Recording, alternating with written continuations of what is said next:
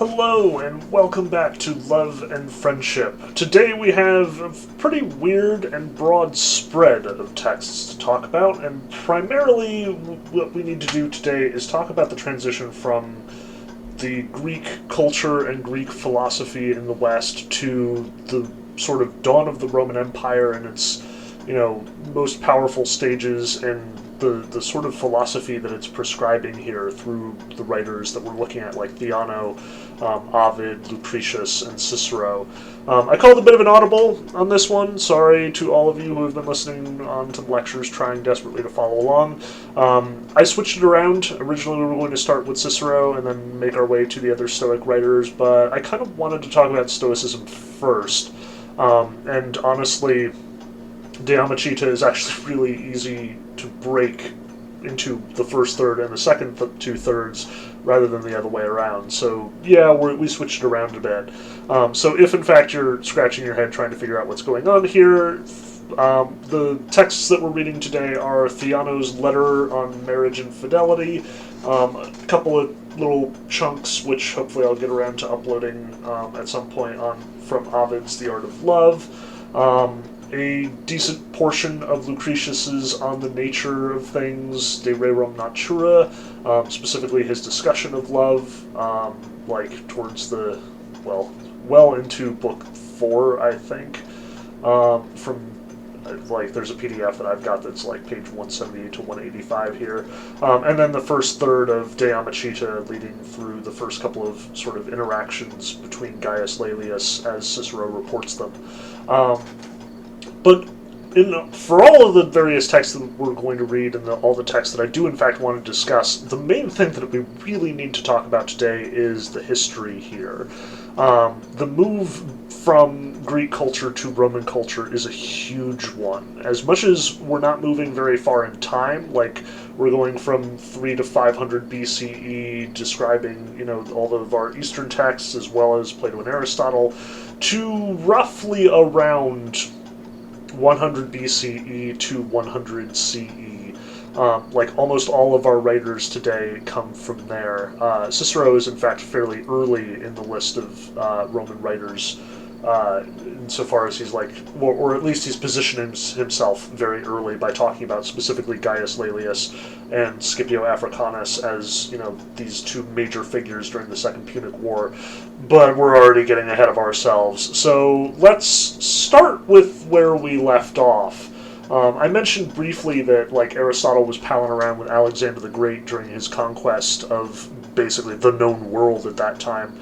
But we kind of need to emphasize this because it has really important consequences and really is kind of the moment that this isolated Greek culture with its, weird democracy and sort of strange focus on individualism suddenly became the dominant socio-political, cultural force in the entire Western world.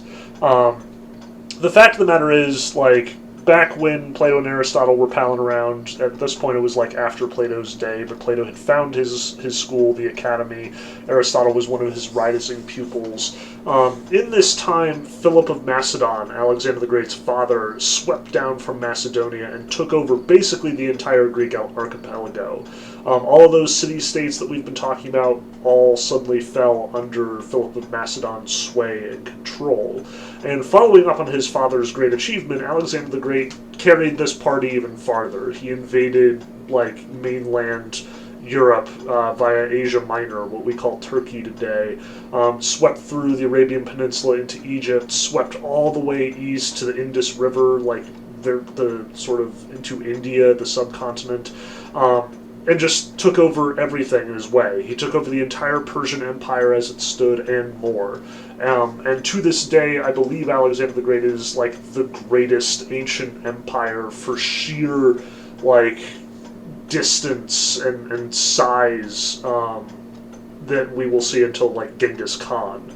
As much as the Roman Empire was a more stable structure and had more people in it than Alexander the Great's empire did, Alexander the Great just simply had more sheer land mass under his control when he died than any other, single emperor or conqueror, again, until Genghis Khan. And with this came a unification of cultures as well. According to legend, Alexander the Great slept with a copy of Homer's Iliad under his pillow. He traveled with Aristotle, and Aristotle served as his teacher and guide. He brought Greek culture to all of these disparate parts of the world, like as far east as India, as far south as Egypt, as far north as Asia Minor and Greece. Like, all of these, for this period in time, all spoke Greek, all had Greek culture sort of imposed upon them in some cases. They used the same, monetary system. They had the same bureaucratic government standing over it. As much as the duration of Alexander's empire is kind of weird, because Alexander himself, died very young. He conquered the entire world and then promptly, kicked it, and that was just all there was to it, which, leaves a burgeoning empire in a fairly strange position. In this case, Alexander's top generals all ended up sort of divvying up the empire into 4 little sections, and it was constant infighting between them, and it became this giant mess. But suffice it to say that his reach was significant and endured for a long time. There would be trade between as far east as India and as far west as Greece for centuries to come. And when the Romans sort of swept through and took over the entire ancient Mediterranean world, they took large swaths of Alexander's empire and left them primarily intact. They just kind of took it and kept it going the way that he had. It wasn't that big a deal to them. But what we really need to emphasize here is not so much the military advances or the technological advances that enabled him to perform this feat of military might, but again, this cultural influence that he has. It's significant, especially because we're going to talk about it later in, all of our Old Testament discussion from several weeks ago at this point. This also fell under the reign of Alexander the Great, the Promised Land, Israel, Palestine. That, Promised Land that was supposedly promised to Abraham, and which became this sort of center of this, strange and chosen people monotheistic religion that was kind of unusual in its right. This also fell under Alexander the Great's sway, and in fact, it's talked about in the Bible. In the book of Daniel especially, Daniel describes 4 regimes, 4 conquerors, after Israel is conquered by the Babylonians and all of the Israelites are carried off into exile. Importantly, Daniel characterizes it as, yes, the Babylonians are going to take us over, but then the Persians are going to sweep through and they're going to break us all out, and we're going to go back to home, and that's exactly what happened. Again, most scholars think that Daniel is writing after all of this has occurred, dating his work significantly later than tradition would account. But whether it is prophecy or history, either way, it's an interesting way of looking at it from the Palestinian or the Hebrews' perspective, that, here we were taken over by the Babylonians, which, we're really grumpy about, but then Cyrus the Great sweeps through with the Persians and created the Persian Empire. Yes, the very same Persian Empire that's going to fight the 300 Spartans at the Battle of Thermopylae. Only for the Hebrews, they're actually really excited about being conquered by the Persians, because the Persians are actually really chill about their religion and are totally on board with their religious freedom. Funny how the villains of one story become the heroes of another. Suffice it to say that for a while, the Hebrews enjoyed a certain amount of autonomy. They rebuilt the temple, they rebuilt Jerusalem, they lived in some kind of peace and harmony. And then Alexander the Great and the Greeks took over the place and wrecked up the place and insisted that they adopt the Greek gods. And the Hebrews, of course, remember, their God is one. They don't mess around with this stuff. They fight back badly, and there's a whole bunch of revolutions. It's this whole big thing, the Greek conquest of Palestine and their subsequent revolt. In fact, a lot of Jewish traditions, including Hanukkah, derive from this period of Jewish history, when the Maccabees, this sort of dynasty of kings and priests, fight back against the Greeks and successfully kick them out of Palestine just in time for the Romans to show up and take over the place and wreck it all up again. which we'll come back to because this will have major importance when we start talking about Christianity. But suffice it to say that, again, this sweeping change of the Greeks, this new conquest of the world, like, it changed everything for everybody in the ancient world. Many people were more than happy to welcome the Greeks into their cultures, into their areas. Like, again, Alexander the Great largely did not divert from the way that the Persians were running the show. He just sort of copy-pasted his government and bureaucracy directly onto what the Persians had been doing before. The generals who came after him are the ones who typically messed up things as much. Like, even the Jews do not seem too upset by Alexander himself showing up, but when his generals who are taking over the place, or who are in control of the place later, the Ptolemaics, start imposing their beliefs and convictions on them, imposing their culture, insisting that they adopt their gods, that's when things come to a boiling point. But again, for our purposes, it's important to note, everybody is speaking the same language right now at this moment. This is the foundation moment of Western culture. This is why we study the ancient Greek myths and the ancient Greek philosophy, as opposed to the Romans or the Persians or Zoroastrianism or the Egyptian pantheon or whatever. Because Alexander the Great very much won the ancient world and unified it under this one banner, under this one ideological framework. That ideological framework became the dominant one for many generations to come. Now, obviously, this is not the end of the story. Like I said, the Romans show up literally 100 or 200 years later, and they take over the place, and they turn it into their own. Now, their conquest is not nearly as wide-ranging as Alexander's was. Like I said, Alexander the Great, his primary conquests were eastward, through the Arabian Peninsula into, what Persia typically was. So we're talking about like everything from like Iran to Afghanistan, all the way out to India. Like the Romans were never interested in going that far. They never even tried. That was not their goal. The Romans very much built their empire around the Mediterranean Sea. And we should also mention that the Romans were not just they didn't just like magically show up after Alexander the Great and then take over the place. Like, the empire of the Romans was a fairly new development, and now we're getting into semantic distinctions. Rome as a city-state compared to like Athens as a city-state or Sparta as a city-state, it had been around for a long time.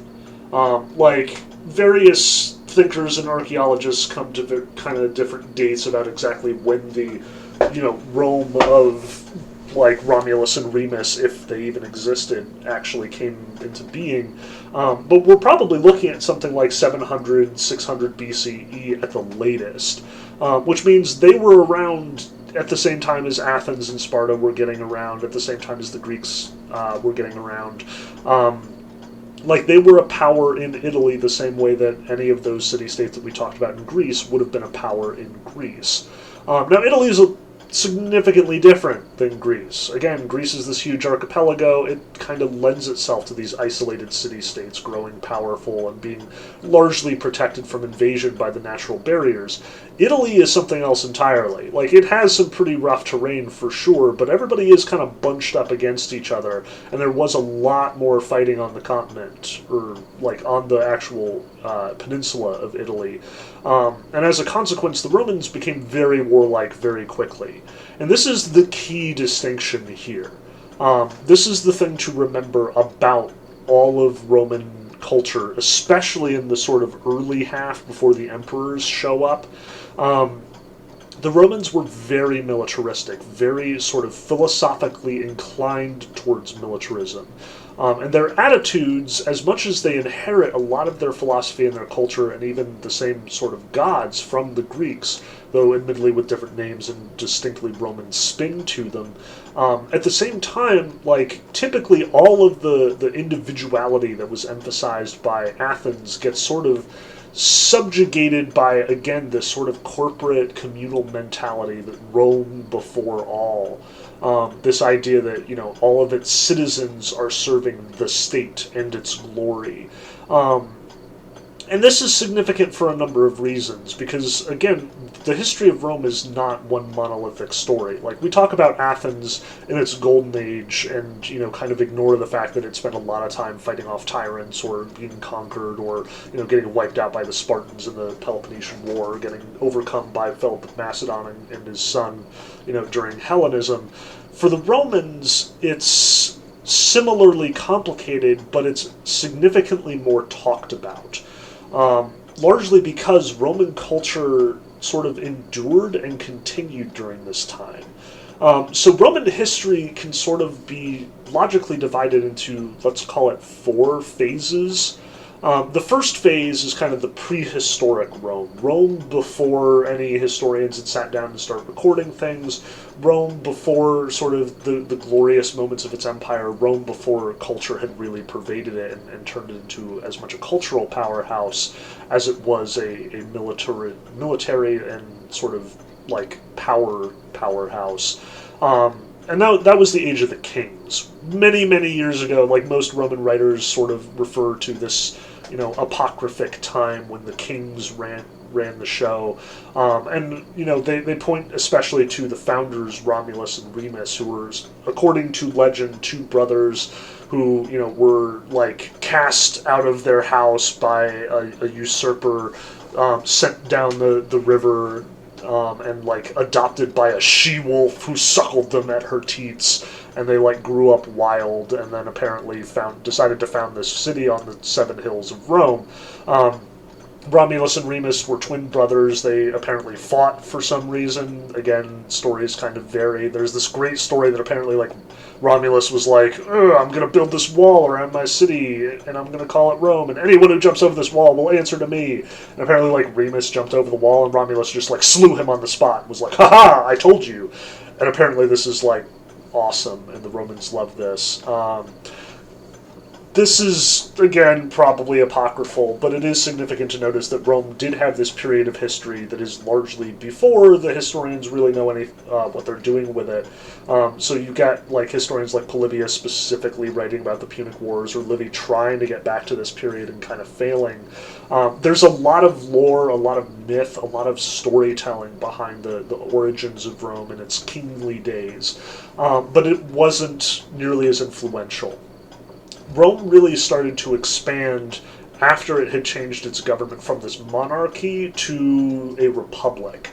And again, the birth of the republic is sort of, again, an apocryphal thing, and I'm not terribly knowledgeable about this period in Roman history, so I really can't speak to it all that much. But what I will say is that this is largely considered by the Romans to be the height of its significance, I say very carefully. The thing about studying ancient Rome is that you always have to deal with Rome's own self-image. Like, it's a huge part of understanding Roman history.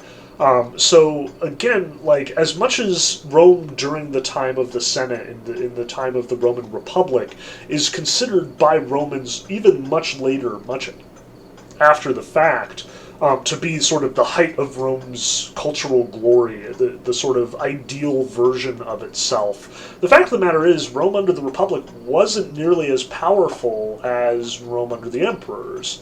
It's just everybody liked it better, apparently. And Rome is sort of steeped in these stories about its power at that time. Notably, for our purposes, this includes the time that Cicero is writing and the time that Cicero is writing about. Again, Cicero being one of the earliest of our Roman writers today, it's especially significant because Cicero is very sort of immersed in his own history. Like, he spends the bulk of the time of the reading that we did today talking about great Roman statesmen like Cato and like Scipio Africanus, like Gaius Laelius. He's just throwing these names around left and right, and they probably threw you for a loop. Most of them I don't know. But at the same time, notice that he refers to these guys with the utmost respect, that these are household names in the Roman Empire. These are the great men who, founded this city, who made it what it is today, who fought great battles, who accomplished great things. This is the world that Cicero inhabits, and this is not atypical of the way that the Romans talk about themselves. Like, they talk about their grand statesmen the way that we in America talk about George Washington or Thomas Jefferson or, Alexander Hamilton or any of those sort of larger-than-life figures that we've adopted as our forefathers. When we talk about the Founding Fathers, we do so with this kind of bated breath. The Romans, if anything, thought even higher of their founders. And again, this history is more recent. Us talking about the Founding Fathers, we're talking about something that's like 230, 250 years old. Cicero is talking about Scipio and Gaius Laelius and Cato, even though he's only writing like 100 years, or maybe 150 at most, after the events that he's writing about. But he could even go back further and name even more important Roman figures, name other important senators and tribunes and generals, things like that. Now, importantly for our purposes, and sort of to set the stage for what exactly Cicero is doing here, we need to talk about what Rome was up to during the Republic, and why exactly he's so worked up about this. The specific history that he's pointing to is the Second Punic War, which is one of the greatest and most glorious Roman conquests in Roman history, but also one of the times when Rome was at its most threatened. There had been a First Punic War. P.S. All the Punic Wars are wars where Rome is fighting against Carthage.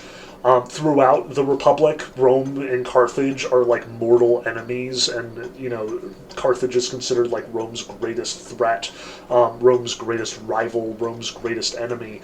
Carthage, for those of you who are at least a little bit geographically inclined, if you imagine the Mediterranean Sea with Italy, sticking like a boot right out into the middle of the sea there, with Greece over on the east hanging out by Asia Minor, Carthage is almost due south of Italy. Like, it is on the African continent, which we should remember. Africa is going to be a major part of Roman holdings throughout its sort of imperial identity. And it's going to be really important in the classes to come to remember that Africa is actually a huge part of, burgeoning Christian culture and things like that. Carthage is where we would identify Tunisia today. That's usually where it's placed. There's that little nub of land that sticks out from the rest of northern Africa. That's typically where Carthage is assumed to have been, and where the archaeological sites have found stuff. So they're actually really close together. It's a straight shot by sea from Rome to Carthage. That's why the two threaten each other so much. Rome, again, is positioned right on the Mediterranean Sea, right smack in the middle here, which makes it ideally suited to empire building. And the Romans do. They expand throughout the Italian peninsula into, the sort of Mediterranean coast on Western and Eastern Europe. They take over Greece. They take over, the Iberian Peninsula, Spain. They, try and get inroads onto Africa, and they are constantly being rebuffed by the Carthaginians. Even their Spanish conquests are usually against the Carthaginians. The Carthaginians are building an empire at the same time that the Romans are, and at the end of the day, what's going on here is a race to build a stronger empire. The one that will prevail against the other one will be the future of the Mediterranean world. If the Second Punic War had gone differently, we might not be talking about great Greek philosophers. We might be talking about great Phoenician or Carthaginian philosophers instead. That could have been the way that this broke. That said, obviously Greece was kind of an important part of it either way, but that's, again, some sort of historical speculation that we have neither the time nor the ability to get into. For our purposes, what's significant is the Second Punic War. So after the First Punic War, Carthage and Rome went to their separate corners and sulked for a while. But the Second Punic War is when all the super awesome generals start showing up, and Rome starts sort of hero-worshipping the people who are involved in fighting back against this threat. So the Second Punic War is, again, Carthage versus Rome. There's some more empire building. nerves are fraying. The Romans are trying to get back onto Spain, and Carthage is constantly pushing them back. And finally, it breaks it out into all-out war. Weirdly, the first move on this one is actually going to be the Carthaginians. This is the famous move by Hannibal, the great Carthaginian general. He takes all of his armies and all of his elephants and lands on Western Europe, and then crosses the Alps with his mighty army of elephants and troops and the whole thing. Like, Hannibal marched elephants over the Alps, guys. This is like some of the most exciting, crazy war nonsense in the entire ancient world. He finally makes it to Italy, and he is running the Romans ragged. He is terrifying them. This is as close as Rome has come to being sacked in many, many years, and they know they're not going to survive. Like, Carthage has been fighting with Rome for too long. This is their last chance. Like, everything comes down to this. And the first general to sort of match wits with Hannibal, and everybody acknowledges, like, Hannibal is this brilliant general. He is absolutely running circles around Rome's various generals and military tacticians. Like, he is embarrassing the Romans over and over and over again with his brilliant statesmanship, his brilliant tactics. Finally, the guy who actually manages to sort of stop Hannibal is this great Roman general called Fabius, using his famous Fabian strategy, which is basically to never fight. Like, the entire Fabian plan is, we're just going to, wage little skirmishes here and there, pick off his troops here and there, but we're going to wage a war of attrition. And every time Hannibal seeks open combat, Fabius is going to retreat. And then he's going to wait for a better time to strike. And this works. Like, it's actually brilliant. It annoys the Romans so much because they consider this so unmanly, and this is not the way that Romans do battle. Like, Romans stand in their lines and they fight and they kill everything and nothing survives because the Romans are blessed by the gods, and Jupiter and Mars stand watch over them, and like, there's nothing that can get in their way. But since Hannibal's been wrecking them every time that they do this, obviously this isn't working. So Fabius comes up with this alternative strategy.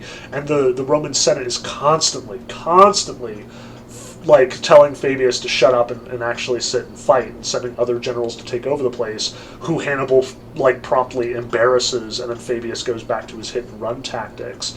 But Fabius wins. Like, as much as Hannibal, every time that the Romans actually meet Hannibal on the field, including the disastrous battle at Cannae, like, Hannibal creams them without even trying. But Hannibal is still far from Carthage. His supply lines are thin. There's no way that he can get more troops, more reinforcements, more resources. So the battle of attrition is the right call on this. And finally, Hannibal is forced to retreat back to Africa, to Carthage, at which point the Romans follow him. Not Fabius. Fabius is very much not in favor at this point because, again, he didn't fight like a real man. Instead, the Romans are initially resistant to the idea of chasing Hannibal at all, but enter Scipio Africanus before he becomes Scipio Africanus. At this point, he's just Scipio. Scipio was actually at that disastrous Battle of Cannae, and he and a bunch of the troops got, the floor, they were just wiped out by Hannibal and his very devious strategic abilities here. Like, seriously, so many scholars of tactics and war and history have just studied the Battle of Cannae because, Hannibal is so brilliant there. If I were actually in class, I might, get on the board and describe the whole thing. It's just fun to talk about. Suffice it to say, for our purposes, that Scipio was there. Scipio saw Hannibal wreck everyone. Scipio is actually there with a bunch of troops who are disgraced from having lost to Hannibal at various times, and Scipio is actually getting these veterans together to make an elite fighting force. And finally, he's sort of petitioning the Roman Senate, saying, hey, let me chase Hannibal, I can take him out. And the Senate's like, no, that's a terrible idea. No, there's no way. Really, you and a bunch of disgraced former soldiers are going to do this? No, get out of here. And Scipio finally gets, a sort of compromise where the Senate is like, you know what, fine. If you really think you and a bunch of ragtag idiot veterans are going to be able to take down Hannibal, go for it. Go ahead and care of the advantage. Just, don't expect us to reinforce you or send more troops. And Scipio takes his band of irregulars, lands on the African coast, performs a potentially questionable attack by night, like a surprise attack at Utica, and then engages Hannibal in battle and overcomes him, like actually wins. Scipio conquers Carthage. And this is like the first time this has happened since the First Punic War. Like, I'm pretty sure the Romans never even got this close in the First Punic War. So they're dumbstruck. Like, how did Scipio, this green, like, he's not even a proper general, become this conqueror of the Second Punic War, the guy who, like, single-handedly won the Second Punic War for the Romans, which is where he earns his title, Scipio Africanus. Scipio the Conqueror of Africa, and he is like paraded and celebrated, and they like the Romans definitely know how to throw a party when it comes down to it. Like, in the later part of the Roman Empire, it's apparently such a big deal that they like parade the general who is conquered through the streets of Rome up to the Senate building, and like there's all these people celebrating, and they're parading all of his conquests, like all the things that he captured on his victories, whether it's slaves or like gold or other stuff, all paraded together, and it's such a big deal that supposedly several of the emperors and other major sort of players here actually hire someone to stand behind this, celebrated, like, victorious general and just remind him periodically, like, oh, by the way, you're still human, remember? Remember Caesar, thou art mortal, is the way that Marcus Aurelius has it sort of recorded. Like, this is how big a deal it is. And the Romans, too, they do not skimp on the partying. Like, there are famous accounts of Roman parties that will go on for literally weeks. And there is also famously the Roman vomitorium, where, while you were eating and drinking your way to, just this wild state of revelry, that you would occasionally excuse yourself to go vomit up everything that you had eaten and drunk, so you can come back to the party and continue. Like, this is just how the Romans roll, baby. Like, they do not mess around. They fight hard, they work hard, and they play hard. But what I want to stress about all this, in addition to sort of the historical elements that Cicero is especially kind of drawing out here, is that the Romans very much have this sort of identity built around their military conquests, around their heroes, around their, great statesmen. Just as Cicero is very quick to talk about Cato and Gaius Laelius and Scipio and all of these other major Roman figures, this is normal for the Romans. They are very much in love with their own heritage. And honestly, like, to give you sort of the best contemporary parallel, you'd probably have to look at contemporary fascist cultures. Stuff like Hitler and his pageantry with the Third Reich and the Nazi regime, or Stalin and his, propaganda, his sort of big demonstrations of Soviet power. The Romans were all about this, and these contemporary figures very much based their rule on Roman design. Like, even Hitler, where he talks about the Third Reich being this sort of, the third great age of German conquest and accomplishment. The First Reich he's talking about is Rome. Like, he sees himself as a direct inheritor of Roman success. And fascist models in the 20th century typically are based on Roman models of how to sort of govern the people and how to sort of demonstrate their own prowess and political power. You would not be wrong to see this as tyranny, to see this as a sort of cult of the culture, like a military cult, or even a death cult in some cases. As much as we typically imagine ancient Rome as being this, bastion of civilization, as this critical foundation for Western culture, and very much like every government for the next 2,000 years is going to point to Rome as sort of its justification for being, which we'll talk about in the weeks to come. As much as that is the case, Rome kinda sucked. As much as, we've talked about, like, the problems that Athenian democracy had, and Aristotle had his whole conversation about, like, the good and bad kinds of government, Rome had its problems. And Rome's successes were very much trumpeted over its failures. Like, we'll get to this in a little bit. But again, I want to stress that this is the Republic of Rome. This is still before Julius Caesar and company. The Republic is considered sort of the high watermark in Roman accomplishment, largely because, on the one hand, it did have these great military figures, these heroes of virtue and power who, were able to accomplish these great feats of strategy and these great feats of like, overcoming and endurance. Like Scipio is regarded so highly, not because he just beat all these people up, but because he was perceived as having all of the great Roman virtues, patience and endurance. For all of what I've said about the Romans knowing how to party and having a good time, also the Romans tended to frown upon indulgence. They were kind of skeptical of riches and did not typically admire people who sort of flaunted wealth and power. Instead, the proper Roman regime was very Spartan in its construct. Like, you were supposed to, as a Roman citizen, train carefully and rigorously, not give yourself over to too much booze or too much pleasure, but instead sort of harden your body and resist temptation, resist indulgence, practice temperance, as Aristotle would call it. And this is especially significant for us, because out of, on the one hand, we've sort of been talking about the Roman political system and its history, but we can't really go forward talking about this without also talking about Greece's influence on Rome, which is another really complex kind of thing here. Because remember, the Romans are all about their national pride. They absolutely think that the Roman way is the best way, and they, can point to their triumphs over Hannibal or their triumphs over Carthage as evidence that the gods favor the Roman way of life. Shortly after the Second Punic Wars, I believe, the Romans do take over Greece. Like, they just wipe the place out. They include it as part of their empire, and this is part of the reason why Greek culture is so influential on Rome, but also because, the Romans themselves recognize that they come from Greek-adjacent stock.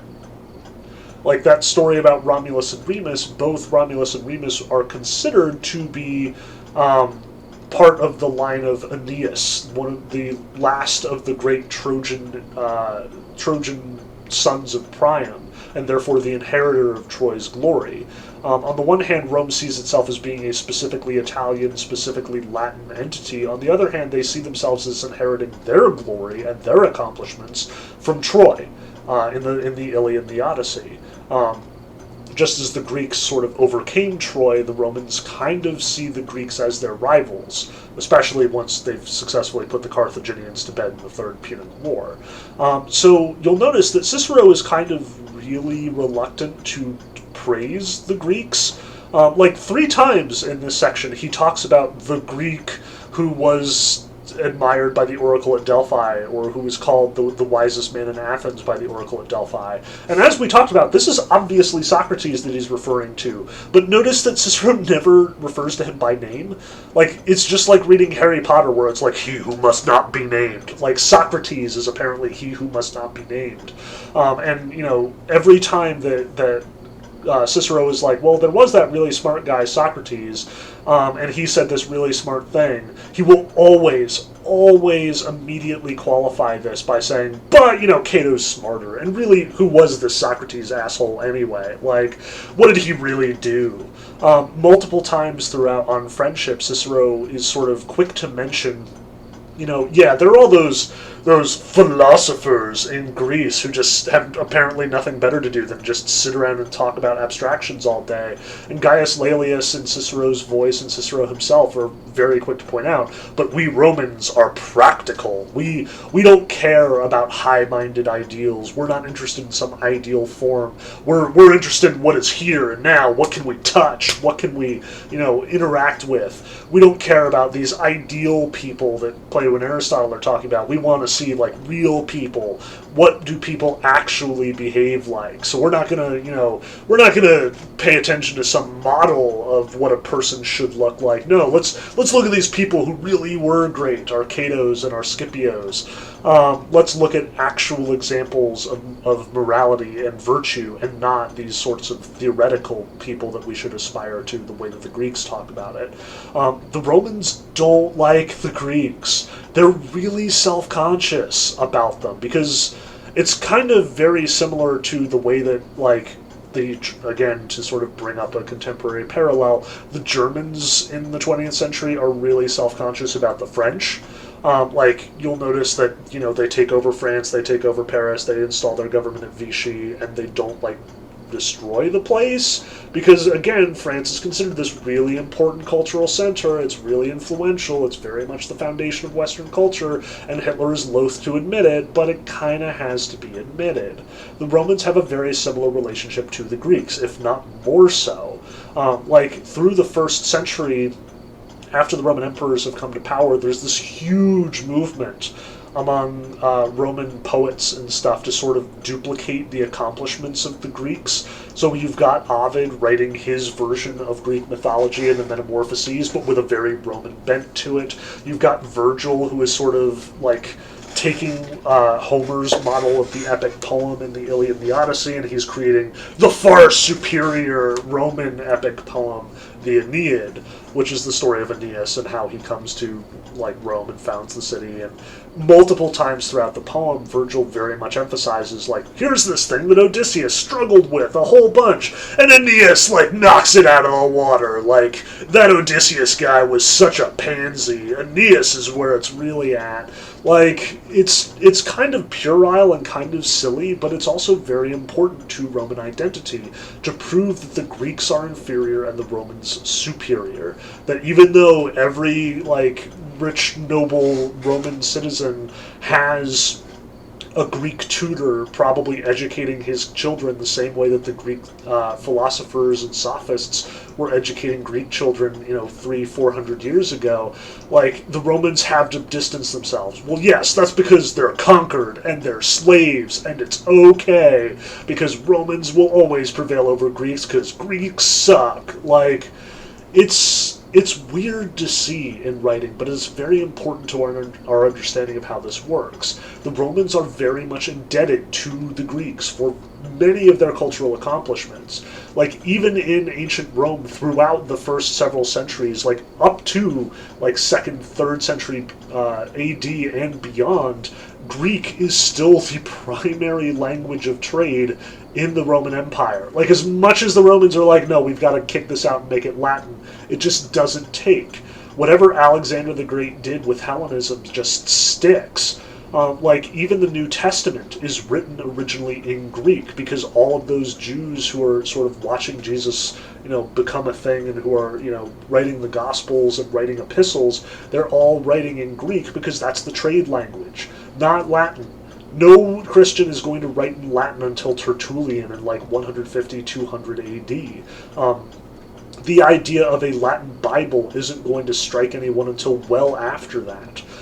It's just not the most important cultural force in the world. Like, the Romans took over the place, sure, but the Greeks very much informed everyone long before that happened, and that stuck. It's not going away, and the Romans are grumpy about it. Now, the other thing that we really need to talk about, like I said, there are sort of 4 periods in Roman history. The third one, and the most important, is the imperial period, the time of the emperors. So as we said, the Romans are really proud of their Senate, their republic structure. And in the Senate, you had representatives from the various districts and families in Rome all coming together to decide on the laws, to govern the place. This was the highest governing body in Rome for like 400 or 500 years. Or at least according to legend. In all likelihood, it probably wasn't nearly that long-lived. My wife is fond of saying that, like, all democracies and republics have an expiration date of about 300 years. But the Roman Republic, as much as it was kind of strange and on its last legs in, like, the 1st century BCE, it still held a lot of cultural sway over the Romans, and the Senate continued to persist even after the emperors had sort of emerged and taken power. It just very much was kind of a figurehead to keep the nobles quiet. Like, typically a Roman emperor wasn't going to do terribly well if they were always at odds with the Roman Senate, just because, there are a lot of powerful patrons hanging around, and they have money, and they can hire assassins if it really comes down to it. But the Roman emperor is also the last authority, the last decision. What he says goes. And if the Senate doesn't like it, well, screw him, because he's the emperor and he does what he wants. The way this came about is a bit of a mess in its own right. Again, I should stress that Roman hero-worshipping tendency that we see in Cicero, that we see with Scipio Africanus and company, at long last that comes to a head. And it very much is at odds with the Roman Republic structure. Like, in the Roman Republic, you'll get hero worship of major senators, like the Gracchi, or like Cicero, for that matter. You'll get these major players who are recognized as, important cultural and political figures. But increasingly, the status of one or two particular generals, specifically the tribunes, which are sort of raised up by the Senate, and are, at least in theory, subservient to the Senate, but are given sort of emergency powers to govern the show. The dictator, especially, which basically operates as a temporary emperor, that you sort of like assign them power over the army and the ability to make snap decisions in a crisis. Dictators are supposed to step down after the crisis has abated. And it is largely considered to be Roman virtue that you both know when to take power and know when to give it up. The famous example being Cincinnatus, who apparently stepped up to be dictator, totally destroyed all of Rome's enemies, and then retired to his farm to plant cabbages for the rest of his life. Well, there's this guy Julius Caesar, and he was very much the right guy in the right place as far as Rome was concerned. Like, they were under attack, and Julius Caesar stepped up, and it turns out he was a brilliant general. He fought off the armies of the enemy, and the Romans are like, okay, dude, it's time for you to give up being dictator, and, remember that, we're in charge, the Senate, you're not in charge. And Caesar was like, if I come back to Rome and just submit myself to the authority of the Senate, I may have done a couple of things that you didn't like, and as a consequence I will be branded a traitor and killed. How about instead I just bring my army into Rome and hold the entire place hostage? And he does. Famously, Caesar takes his army over the Rubicon, which is the river that separates Rome from the rest of Italy, and this is considered an act of war. The army never crosses the Rubicon. And Caesar famously says, the die is cast, as he does, charges into Rome, takes over the place, basically names himself permanent dictator, emperor, with the people's mark of, or seal of approval, by the way. The people of Rome are all behind Caesar. Remember that hero worshipping is very strong in Roman culture. And Caesar names himself emperor, decides I'm running the show, and that's the end of the conversation. Except, of course, that the Senate then plots against him, assassinates him, and the whole thing devolves into chaos and revolution. Eventually, Augustus, Caesar's, cousin, picks up the slack. There's some question about whether or not the emperor is going to still be a thing, and if so, who it's going to be. For a while, it seems like Mark Antony is going to get it, but he's also mixed up with this Cleopatra woman, as we talked about in the extra history videos. Finally, Octavius, i.e. Augustus, sort of pulls a fast one on Mark Antony. They fight. Mark Antony is defeated and I believe kills himself in disgrace. Octavius becomes Emperor Caesar Augustus, who will be the first true Roman emperor, even though he very much sort of has it penned into the historical record that Julius Caesar was technically the first, and he's just following in his footsteps. And this ushers in the age of the emperors. Rome will be an empire led by an emperor for the next 500 years. And this will be Rome at the height of its power. Especially under Caesar Augustus, we get the Pax Romanum, the great Roman peace, which lasts for 100 years, and Rome is engaged in no significant battles for its own identity or for conquest during those 100 years. It's unparalleled peace and prosperity for the Romans. It also ends, and then the rest of the imperial rule is going to be a giant mess of squabbling and fighting and emperors trying to kill each other and the usual sort of nonsense anytime that power this significant gets concentrated in one place.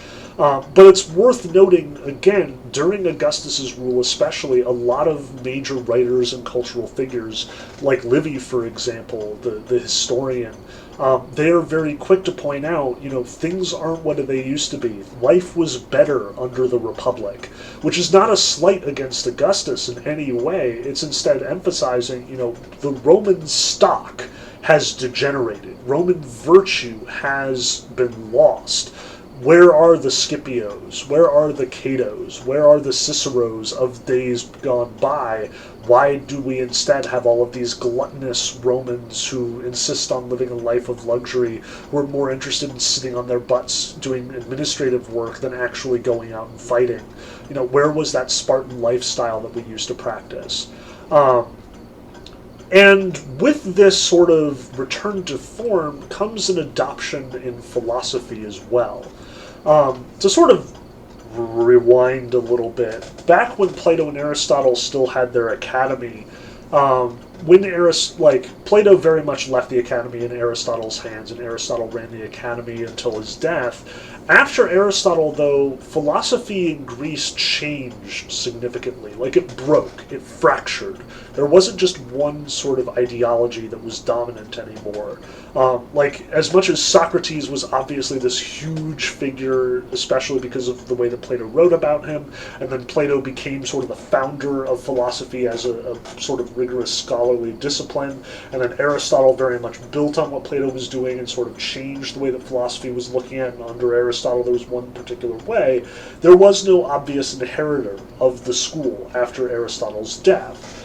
So out of this grew sort of 4 different philosophical schools, each with different ideas, all of which were in fact carried away from Platonic and Aristotelian philosophy. The first of these groups is the Cynics, and the Cynics are kind of not terribly relevant to what we're talking about. But I'm going to talk about them anyway, because Diogenes the Cynic apparently walked around naked all the time and made fun of people and pooped on their floors and stuff and lived in a bathtub and even mocked Alexander the Great, or so the stories tell. And everybody loves Diogenes the Cynic because, who doesn't want to have a friend who will come to your house, debate philosophy with you, and then once he's tired of you, poop on your floor, say that I win the argument, and then leaves. It was fun in its way, but the Cynics really didn't pick up a lot of followers because the Cynic attitude was not terribly positive. Diogenes owned nothing except, so it is said, a cape and a bowl, and one day he was down by the river putting water into his bowl and realized he could actually just cup the water in his hands and threw the bowl away and never used it again because, screw that, why have useless garbage hanging around? This was not a lifestyle that many people were willing to adopt. So the Cynics kind of fell out of favor. They still hang around Rome occasionally being obnoxious, but they're not a huge philosophical force. The 3 that do pick up, though, and which are very significant to what we're talking about today, first off are the Epicureans. The Epicureans were following a fellow named Epicurus, who was very much interested in pleasure, but not pleasure the way that we usually talk about it. Many in Rome would accuse Epicurus of being basically a hedonist, of just doing whatever he wanted whenever he wanted, and engaging in licentious pleasure and having sex and just drinking too much wine and all that, and the Romans of course are not about that. Epicurus himself, when he defended himself, was way more moderate. He seemed to think that true pleasure involved studying philosophy, searching for wisdom, actually practicing scholarly pursuits, and also practicing temperance and care. Indulgence was not what Epicurus was about. He thought that indulgence led to less pleasure than careful moderation, which is something that most of the ancient cultures would typically agree with. So Epicurus kind of doesn't get a fair shake here. But the really important one that we need to talk about here is Stoicism. Stoicism kind of evolved as a response to Epicureanism, and while its origins are definitely in Greek philosophy, it is absolutely 100% picked up by the Romans, and the Romans love Stoicism. And most of the Roman thinkers that we're reading today, Ovid being the obvious exception, are Stoics, or at least informed by the Stoics. Cicero is almost certainly informed by the Stoics. You'll notice that like he has that moment where, like as Gaius Laelius, he's talking about the recent death of Scipio Africanus, and he has that line about, the philosophers might wish that I said otherwise, but I was in fact truly grieved at the death of my friend. One of the classic things that the Stoics are frequently talking about, like even in this book, in the Other Selves book, if you read Seneca's letters, there's definitely one where he talks about this time that Seneca's friend died, and Seneca shed no tears because of his weakness, and because it, fails, it sees friendship as something selfish instead of something selfless, which Seneca doesn't appreciate. The Stoics in general did not appreciate grief. They did not like emotional reactions of any kind. Stoic philosophy prescribed stoicism, restraint, temperance, a sort of calm rationality in the face of emotional outbursts and stuff like that. And you can definitely see like how all of these different philosophical schools derive from Platonic and Aristotelian philosophy. Like when Epicurus is talking about pleasure and goodness, he's definitely cribbing from Aristotle's Nicomachean Ethics, Aristotle's discussion of happiness, Aristotle's discussion of friendship. Likewise, the Stoics are very much taking the same sort of lessons from Plato and Aristotle. They're all about Plato's discussion in the Phaedo of how like worldly pleasures are only temporary and should therefore be sort of ignored or avoided in favor of like mental pleasures, eternal pleasures, things like seeking out the ideal forms. Though the Stoics don't necessarily believe in the ideal forms, you'll notice that Cicero is a little ambiguous on the subject of immortality, though it seems that both Gaius Laelius and Scipio Africanus believe in an immortal soul, again, following he who will not be named, that philosopher who the Oracle at Delphi says was the wisest of all philosophers. It was Socrates. As much as that's a part of their philosophy, it's not as core to their philosophy. Stoicism argues that you will be happiest when you are temperate. And it's hard not to see the connection to Buddhism here. Like we literally just talked about in our last lecture, Buddhism and Buddhism's Four Noble Truths, where they are, life is suffering, and the only way to avoid suffering is to avoid attachment, avoid connection with others. The Stoics would almost certainly agree. The difference, though, is that the Stoics do put a high premium on friendship, as we can see from Cicero here and from Seneca elsewhere. The Stoics believe that, like, the unified operations of various groups of people, like friends, like philosophers, like people of similar minds, will actually yield a greater benefit to both the state, like Rome specifically in this case, but also to oneself. You are benefited by practicing restraint. You become a better person by practicing temperance, by practicing prudence, by practicing this practical wisdom. But again, notice how Cicero slants this. Like, for many of the Greek Stoics, this is all theoretical. It is all sort of highfalutin, pie-in-the-sky idealism, or sort of reference to the ideal forms. And Greek philosophy will continue to evolve. Like, the Stoic philosophers here will give way to the Neoplatonists in the centuries to come, which we'll talk about when we get to Augustine. And they will very much be a more direct line to Plato and Aristotle and their assumptions about, there being this sort of secondary immortal world that people inhabit, or at least interact with. The Romans, on the other hand, Stoicism is very much connected to their civic identity. Remember, the Romans are militaristic. They believe in, carefully training themselves to be able to do without food or do without pleasure for long periods of time while they're on the march, while the military is going about their battles. Stoicism, therefore, especially in the wake of the imperial moments in Rome. Like, it's prevalent for sure during the latter part of the Republic era, but it becomes way more significant in the age of the emperors. It's very much this kind of civic responsibility. I give up my pleasure in order that Rome may thrive. And this becomes a patriotism thing as well. Like, you'll see various writers like Livy saying, all those Romans who aren't practicing Stoics, who are in fact, indulging in too much wine or in too much fine food or in women or whatever, they are un-Roman. They are bringing down the empire. They are destroying the proud heritage that Rome once was and represented. Um, Now, the fourth school that we should mention, mostly because Cicero is definitely picking on it here in De Amicita, is the skeptics, or the academics. Called that because, well, they also had the name peripatetics, which they were called that because they would, like, walk around while talking. And, like, peripatetic means to, like, just be it's like the walkers. These were the folks who actually did, in fact, inherit the academy, hence why they're called the academics as well. But they're called the skeptics because of what they believe and what they profess. Namely, they are typically skeptical.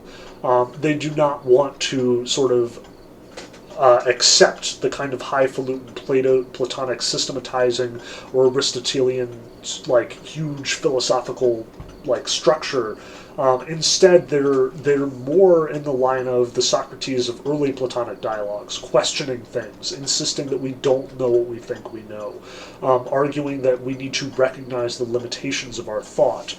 So skeptics will frequently go around and annoy the living crap out of Stoics by saying, how do you know that your soul is immortal? How do you know that giving up on pleasure is a good thing? How do you know any of this? And the Stoics are like, shut up, that's not helpful. Like, we're trying to be practical here. And by the way, did anyone mention the Romans kicked the Greeks' butt, asshole? Like, as much as the skeptics are, in fact, an important force and will contribute to, again, the rise of Neoplatonism and be an important force in their own right, and will definitely write a lot of important books that will get quoted down the years, the Stoics very much see them as their adversaries. Just as the Epicureans are, like, sort of these ideological adversaries, the skeptics are just an annoying presence, a typically Greek presence. And the typically Roman Stoics will have no truck with them. I want to talk about this especially because the Stoics do have a very interesting attitude about love and friendship especially.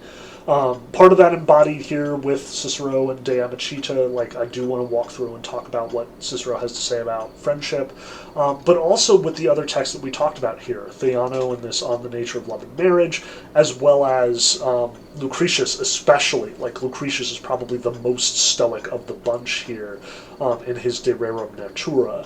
And the reason why I want to sort of take this moment, like take this day to, A, bring us up to speed, like talk about what has been happening since Greece fell and Rome rose. I also want to talk about how significant this is going to be because Stoicism is going to have a major influence on Christianity, which of course is going to have a major influence on the entire development of Western culture to come. So as much as I do want to sort of talk about De Amicita, I'm going to like kind of focus on that less because we can always go back to it in our next discussion. So we will save that for last, even though it is the earliest of the texts and arguably the most important for our purposes.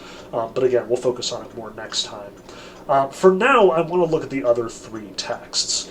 And I want to sort of look at them especially from the light that is sort of given us by this discussion of history, as well as the extra history videos on Cleopatra. Like, there's a lot going on here, and we really do need to understand exactly what the Stoic mindset is all about. So first off, I want to talk kind of weirdly about the videos. Namely, how Cleopatra is presented and portrayed through this sort of Roman telling itself its own history thing. Like, again, Cleopatra arrives on the scene, like, is a major player in Egypt at this very pivotal moment in Roman history. Like, in this interregnum, when Julius Caesar has been killed and, you know, the emperorship is very much up in the air and nobody knows who the next emperor is going to be or if there will be one at all. And obviously, Cleopatra actually has her own designs on the whole of Roman rule, if, you know, her detractors are to be believed, or heck, if history as it is presented by the extra history crew is to be believed.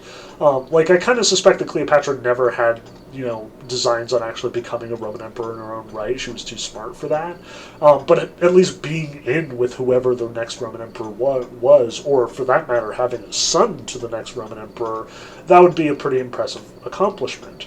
But as awesome as all of that is, and as cool as Cleopatra was, and as much as it's really cool to see, like, a female player, absolutely wheeling and dealing all these, typically dude-oriented political circles.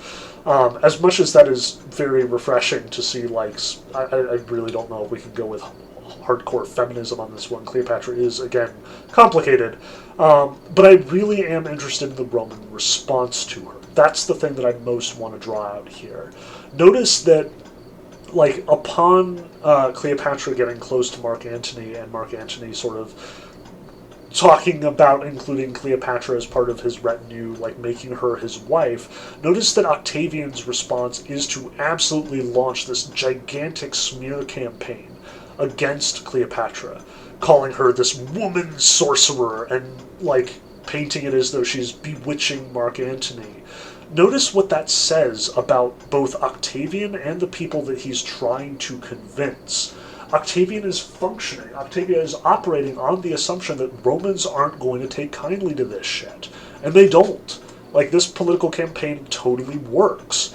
Octavian is well aware that the Romans are still locked in that sort of stoic mindset that we reject pleasure, we resist temptation, we do not indulge in these things, and therefore Mark Antony is weak-minded for letting this witch corrupt him with her sexual wiles and tenacity.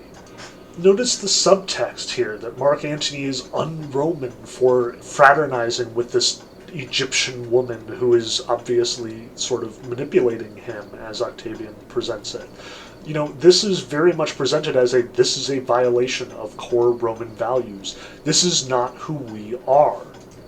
Octavian is very much driving home that, this sort of sexual transgression cannot be tolerated. And notice the implication, too, that by indulging in this, Mark Antony is weak. Sexuality, from the perspective of the Stoics especially, and sort of at large the entire Roman Empire, is perceived to be weakness. Because as this Stoicism becomes more and more dominant in Roman circles, as it sort of more and more pervades their historical and cultural understanding of who they are, as it becomes more Roman to be Stoic and more Stoic to be Roman, it's very clear that sexuality and pleasure of all kinds is very much on the outs here. Now, to talk about this more, I actually want to kind of point to the most obvious counterexample, namely our Ovid reading for today. So notice we get this little chunk of Ovid's The Art of Love, this little poem here. Ovid was absolutely the most important poet of his time. He was living between 50 BCE and 50 AD, so he was very much here at the exact same time. He was the major Roman poet as Augustus was sort of ascending into power and consolidating the imperial throne, making it into the institution that would last for literally hundreds of years to come. Ovid was a huge poet, like I said. He wrote the Metamorphoses, that whole sort of retelling of Greek mythology, but with a Roman bent. But Ovid also definitely rankled some people the wrong way with this particular text. You'll notice, again, we've got this passage, The Art of Love, and this is a totally different attitude from what we've seen from the Stoics. And it's worth talking about, because I think it is actually more typically vanilla Roman, in a sense. As much as I've been stressing Romans are Stoics, and Stoicism lends itself to Roman values, there is something kind of artificial about that it is sort of it's kind of similar to the way that, patriotism in America has been kind of co-opted by certain values. Small-town America is somehow more patriotic than big city America, or, American patriotism involves, sitting around drinking beer, watching fireworks while the flag waves in the background. That's not necessarily patriotism, that's kind of more jingoism, I suspect. Stoicism for the Romans has a very similar flavor, I think. Yes, it does align with Roman values, and it is sort of typically Roman in a lot of ways, but as much as, we sort of the Romans are sort of imagining themselves and sort of charging themselves to be more Stoics, to be more resistant to pleasure, to be more, patriotic in this sense, honestly, like earlier Roman writing, when you look at like the sort of more sexually charged writings of Virgil or other poets of the time, I think that there actually is a sort of love of pleasure that is typically Roman. It's that sort of just lust for all the things in life that is more typically Roman. And Ovid is sort of joining into that tradition. Like, notice the way that he writes about love here. There's something comical and harmless about what Ovid is writing. It's, again, sort of fitting into the Kama Sutra or Genesis 2 perspective of love, where it's kind of shameless and totally non-judgmental. On the one hand, I suspect Ovid is being at least a little bit satirical here. He is kind of poking fun at bad behavior. But at the same time, he's doing it with such good spirits that it's hard to kind of fault him for it. So notice, like, even those first lines, love is a kind of war and no assignment for cowards. Where those banners fly, heroes are always on guard. Soft, those barracks, they know long marches, terrible weather, night and winter and storm, grief and excessive fatigue. Often the rain pelts down from the drenching cloudbursts of heaven. Often you lie on the ground, wrapped in a mantle of cold. Notice the description here, how we are presenting love as though it is a kind of war, as though it requires Roman virtues of endurance, of willingness to endure the elements or suffering or like hunger. It's not a comfortable proposition. Like Ovid is sort of he's co-opting this Roman jingoistic Stoic attitude and sort of making fun of it by talking about it in the context of something typically not Stoic, namely lovemaking, this sort of indulgent behavior. But notice, too, that, like, he seems to be pretty casual about the way that, like, adultery and stuff is conducted, how you seduce these various peoples. So, like, in this second section on page 41, he writes, if you were ever caught, no matter how well you've concealed it, though it is as clear as the day, swear, up and down, it's a lie. Don't be too abject, and don't be too unduly attentive. That would establish your guilt far beyond anything else. Wear yourself out if you must, and prove in her bed that you could not wear yourself out or could not possibly be that good, coming from some other girl. Some recommend Spanish fly is useful on such an occasion. This I do not endorse. I think it poison or worse. Others say pepper is good, compounded with seeds of the nettle, or try a chamomile brew, steeping pyrethium in wine. Notice what he's doing here.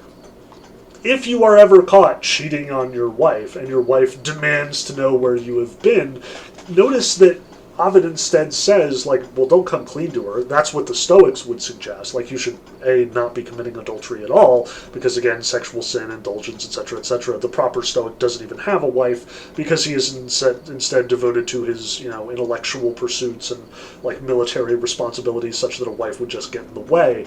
Instead, the Stoic would absolutely be like, if you are in this situation, definitely tell the truth. Again, like, you should be true in all things. Ovid instead counsels the opposite. Lie. Lie, even if it is clear as day. Swear up and down it is a lie.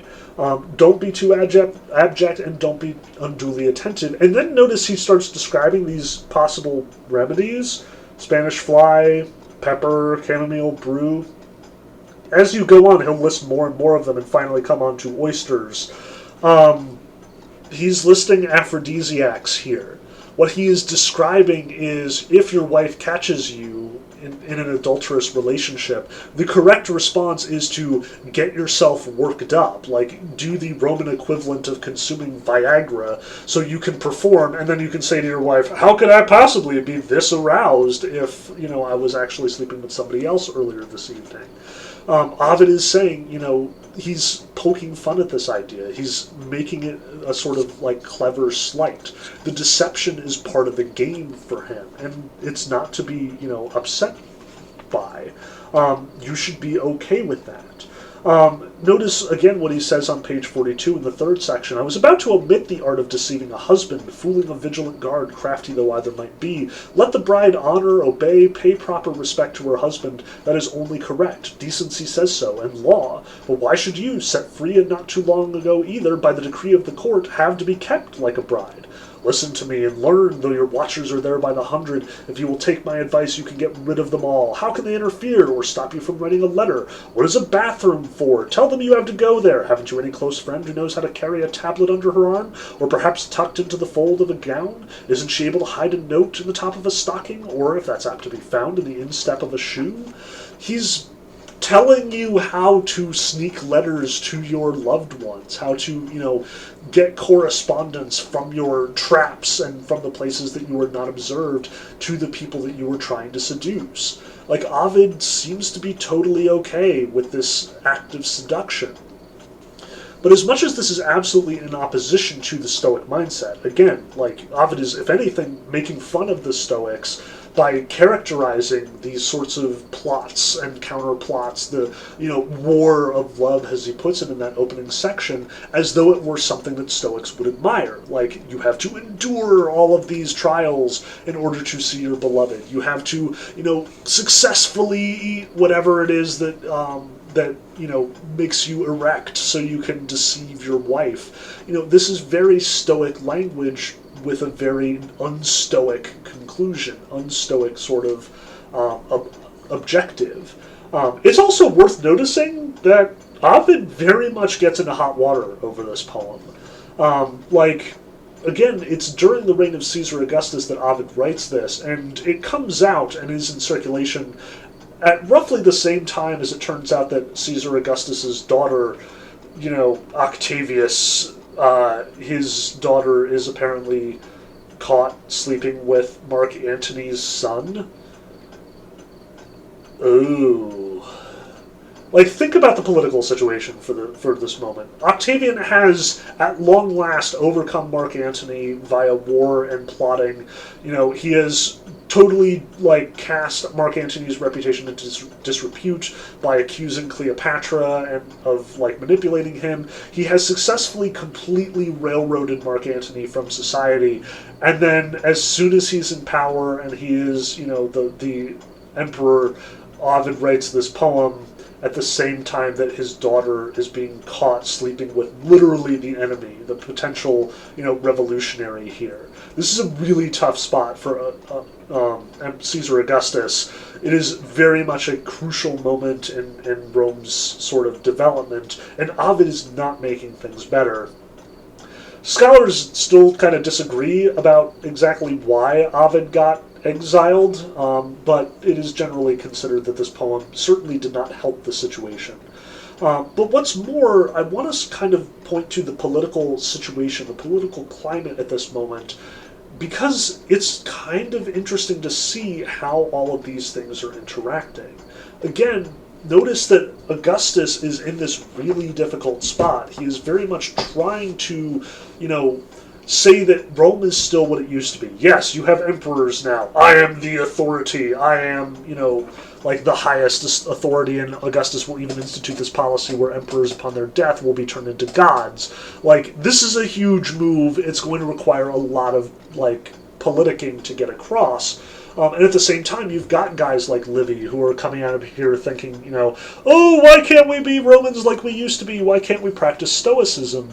Augustus is very much making a show here of rejecting Ovid's kind of Roman virtues in favor of Stoic virtues. Again, kind of artificially, I think. Augustus is leaning into the sort of jingoistic Roman attitudes at the time. And I want to kind of point this out because, again, as much as we're talking here about the philosophy of love, and we're looking at sort of love as it's discussed throughout history, at the same time, you'll remember from Foucault that Foucault frequently talks about the discussion of love and sexuality explicitly as being tools of power. And this is one of those moments where I think it is cast in extremely stark relief. Augustus rejects a sort of lackadaisical, satirical, fun-loving attitude towards sexuality and love, i.e. Ovid's poem here, The Art of Love, in favor of a stoic, sort of more temperate, more moderated, even repressive attitude towards sexuality for political points. There is a reason why he rejects Ovid and embraces instead, Lucretius or Seneca because it looks better, because it works better, because he has, in the past, gone on a crusade to reject Antony for exactly this kind of open-mindedness towards sexuality. Augustus has a reputation to live up to. He cannot bear this happening in his own household, and he certainly can't bear these uppity poets making trouble for him. Like Ovid is, in fact, going to have his exile reversed after a couple of years or so, but nonetheless, like, he has to abandon his writing projects, and he's, exile is not fun, even at the best of times.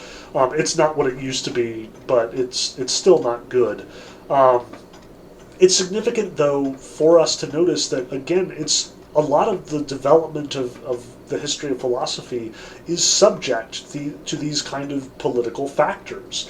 If, in fact, Octavius hadn't gone on his crusade against Antony and Cleopatra, he might have been more open to Ovid, and the Romans might have had a very different attitude towards love, and Christianity might have developed very differently, and we might be talking about this in a very different way today.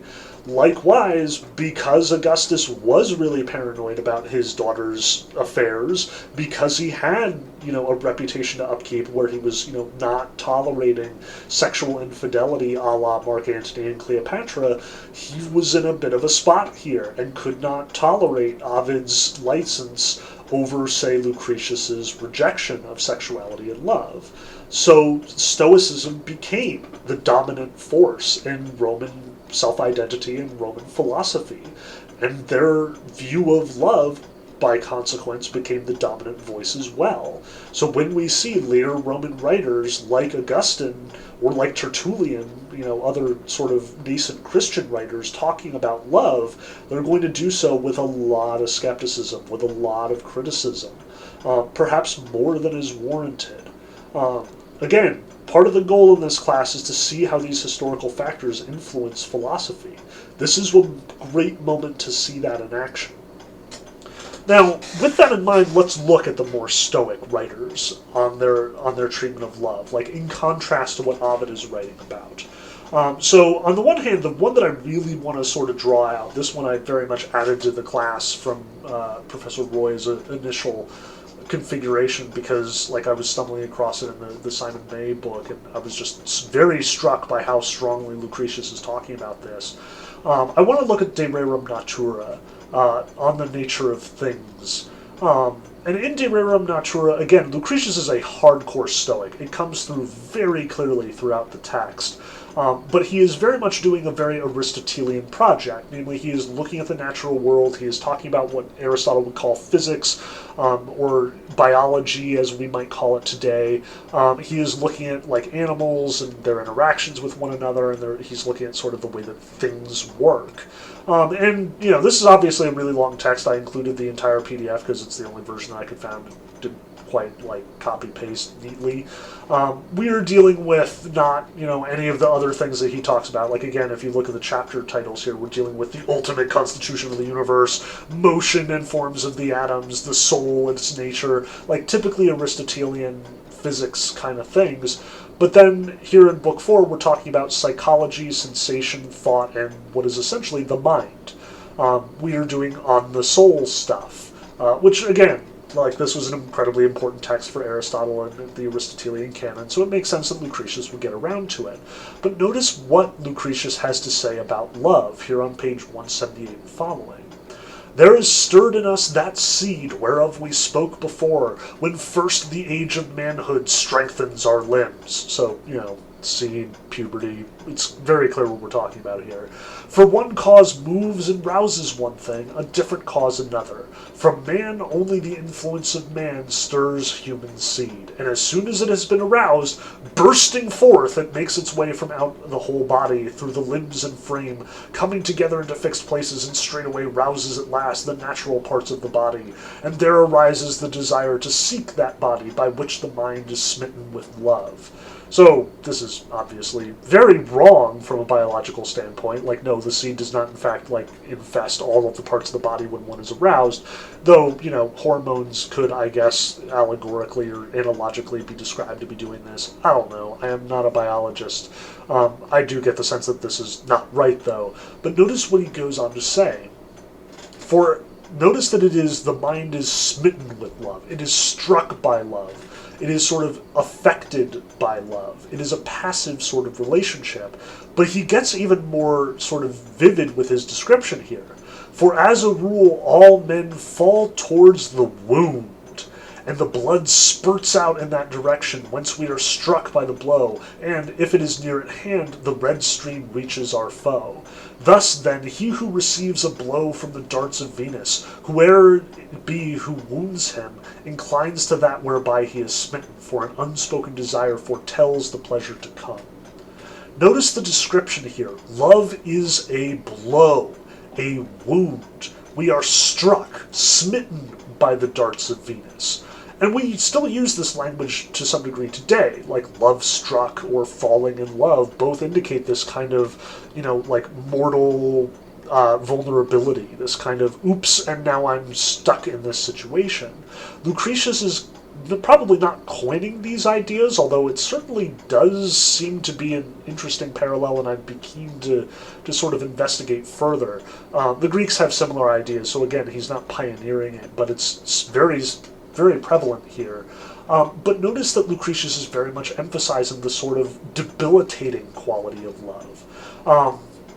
So on the one hand, he is talking about it as though it is sweet, and if it, it's like it makes you feel good and it invigorates you, but at the same time, it's dangerous. He goes on, this pleasure is Venus for us. From it comes Cupid, our name for love.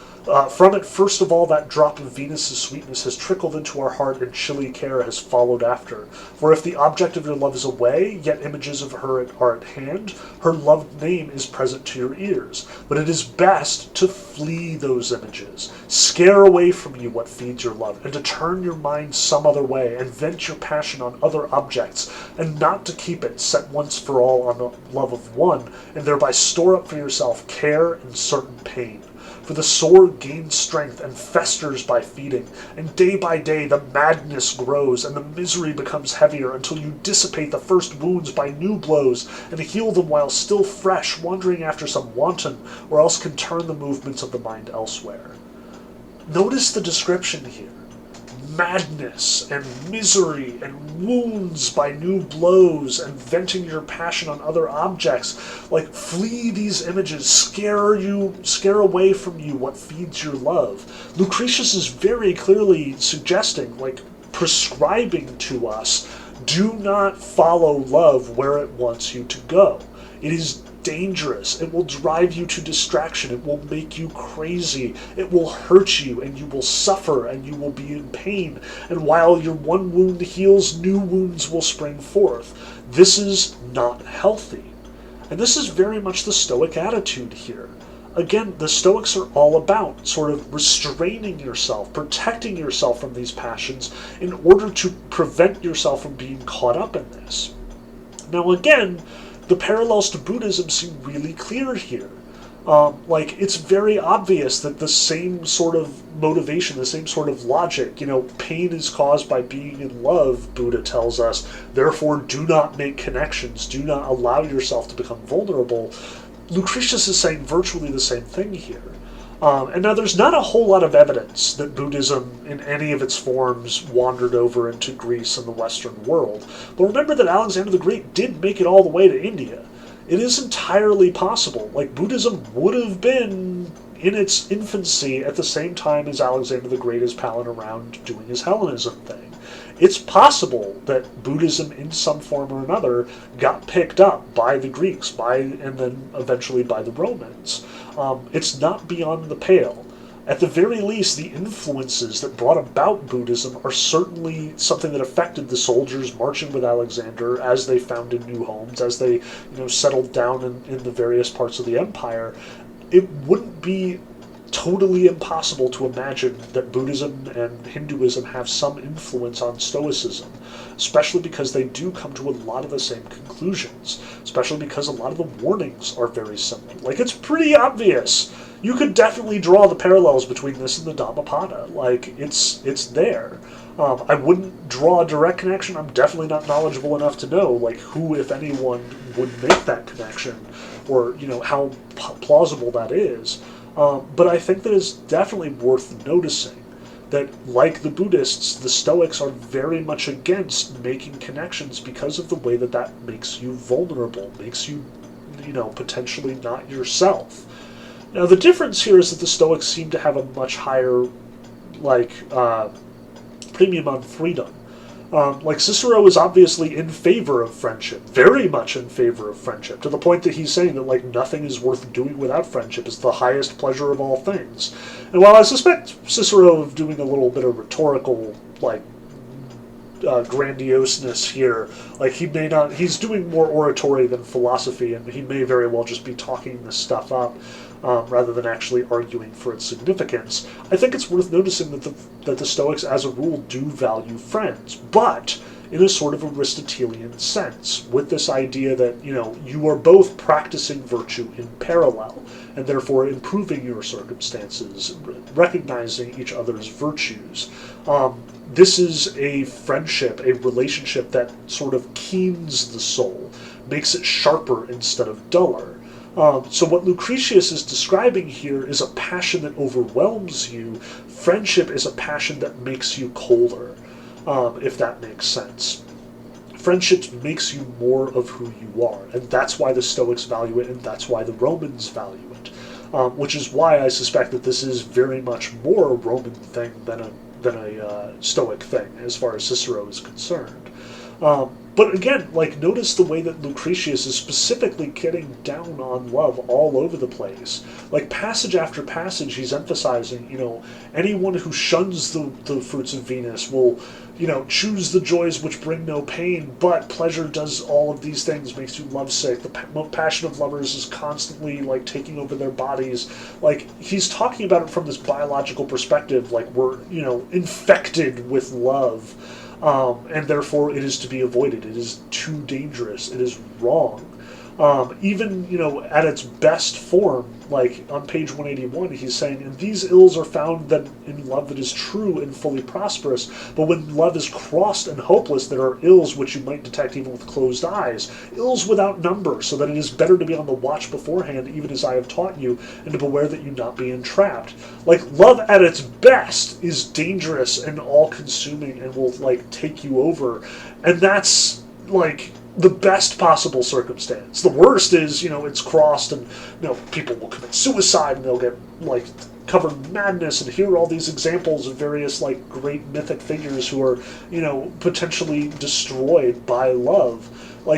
Following the Greek notions that, love leads people to do some really dangerous, stupid things, the way that Plato and Aristotle talk about it, the way that everybody understands, Helen, the most beautiful woman ever, brought ruin to the Greeks and to the Trojans.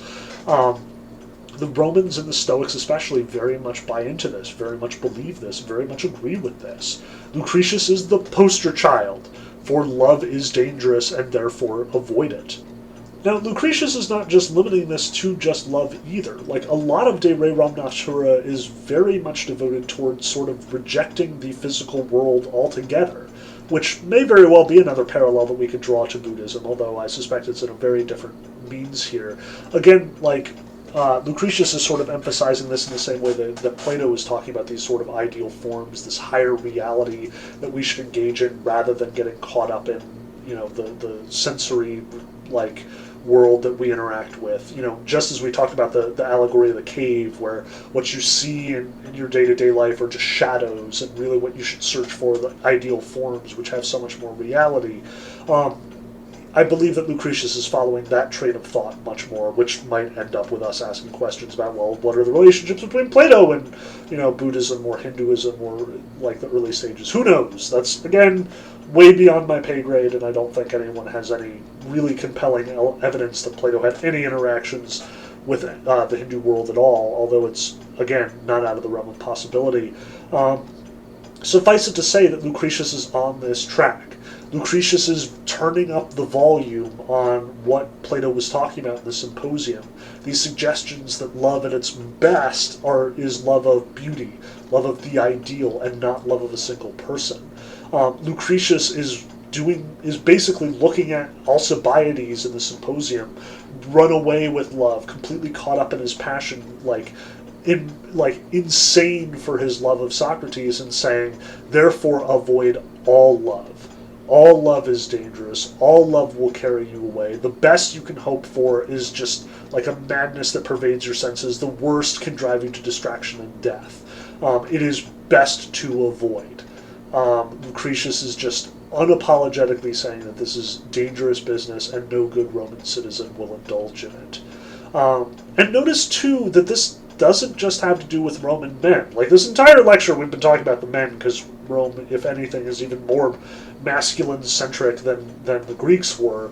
But it is kind of significant that one of our readings for today and one of the texts in our philosophy of erotic love book is, in fact, written by a woman to another woman about the womanly experience of love, namely Theano's on marriage and fidelity.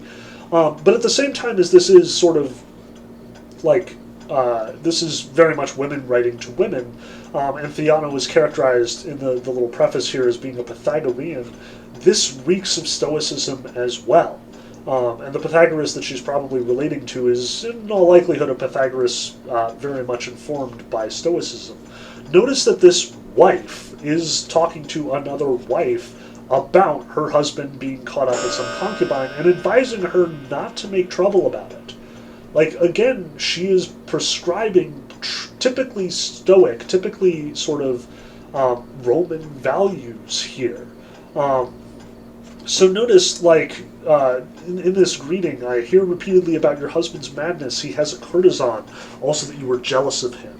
Notice, again, first off, she characterizes this love as madness, like this passion, this lust, is something that infests him, and her husband is weak for having followed it. But notice, too, that the jealousy, too, is a passion that Theano wants to kind of caution against. My dear, I have known many men with the same malady. It is as if they are hunted down by these women and held fast, as if they had lost their minds, but you are dispirited by night and by day, you are sorely troubled and contrive things against him. Don't you, at least, be that way, my dear. For the moral excellence of a wife is not surveillance of her husband, but companionable accommodation. It is in the spirit of accommodation to bear his folly. Notice the way that she's framing this. Like, this is a very typical situation in the Roman and, for that matter, the Greek world. Your husband is chasing after some concubine, some courtesan, some, possibly prostitute in the more traditional sense, because the Romans in general did not have the same sort of, like, slave women business that the ancient Greeks did. But, it could very well be something similar to that at any rate. But notice that Theano first and foremost criticizes the husband. He is wrong to be chasing after another woman. Now, not because it is wrong for men to do this. Like, again, the Romans have fairly liberal ideals about the sort of, marriage relationship. Like the Greeks, they tend to think that women need to be faithful to their husbands, but husbands don't need to be faithful to their wives in the same way. Like the Greeks, a guy who has had sex with multiple women is not frowned upon, but a woman who has had sex with multiple men is, unless she is, a prostitute. But what she is emphasizing here is that he is wrong to be carried away by lust. The Romans don't frown upon, men sleeping with multiple women. What they frown upon is men getting carried away by multiple women, or by any woman whatsoever. They would prescribe, essentially, a loveless marriage. Which is not to say that, like, it's loveless in the sense that, like, they hate each other and they're throwing things and stuff like that, but rather a dispassionate marriage. Just as the Greeks emphasized marriage as an economic arrangement, the Romans would do the same. They would say, you get married in order to unify houses or to guarantee protection from like potential attackers, be they, political infighting reasons or actual threats from outside in the case of the various outlying provinces. There are lots of political reasons to make a marriage. Sex and the desire for sex shouldn't be one of them.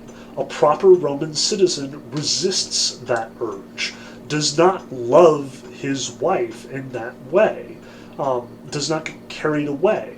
So Theano is saying to the wife, you should be better than your husband. Like, she criticizes the husband and then criticizes, this woman, this Nicostrate, for getting caught up in it as well, for being carried away by her jealousy. Both of these passions are wrong. If he associates with the courtesan with a view towards pleasure, he associates with his wife with a view towards the beneficial. It is beneficial not to compound evils with evils, and not to augment folly with folly. Some faults, dear, are stirred up all the more when they are condemned, but cease when they are passed over in silence, much as they say fire quenches itself if left alone. Besides, though it seems that you wish to escape notice yourself, by condemning him you will take away the veil that covers your own condition. Don't admit to your husband that you're jealous. It will make the relationship even more firm. It will make things worse for you.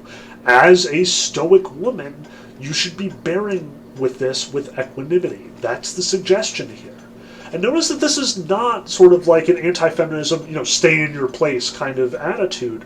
No, she's very much saying practice the same virtues as your husband. Practice the same restraint, the same sort of lack of indulgence. Practice temperance. Don't get jealous. Jealousy, like your husband's lust, are weaknesses. You should be better than that. And if anything, that counsel, that idea that you should at least be better, suggests that, men are going to do this, because men are the worst, and men are very susceptible to this. But Theano is suggesting that women should, by nature, be better at stoicism, it should come easier to them. They are more virtuous by nature. Husbands will be weak, but their wives have to remain strong. That's the way that it's framed. And again, there may be a double standard, and there's lots of sort of depth here if we want to look at this from a feminist lens, but I caution you against it. Note what the culture is saying. Note how the culture is addressing this situation. Given their bad situation, here is a woman talking to another woman, talking about how to practice the same virtue that the men are practicing, and what's more, how to be better than their men at it. There's a lot of practical advice here as well, too. Like, notice that she advises against picking a fight with this woman, because a woman without shame can be a very dangerous enemy. Notice that she is, absolutely against her divorcing her husband because of all the practical considerations there, between the battles and reproaches and it'll spoil her situation. She'll be poor and on the street. All of that is bad news. Theano, as a typical Roman, as a typical Stoic, is eminently practical, not interested in their passions, and very much counsels them to temperance and moderation. Control yourself is what she tells her friend. And this is very much the attitude of all of the Romans in this time. This is the Stoic understanding of the world. This is what most Roman philosophers and thinkers are going to tell one another. This is the typically Roman philosophy.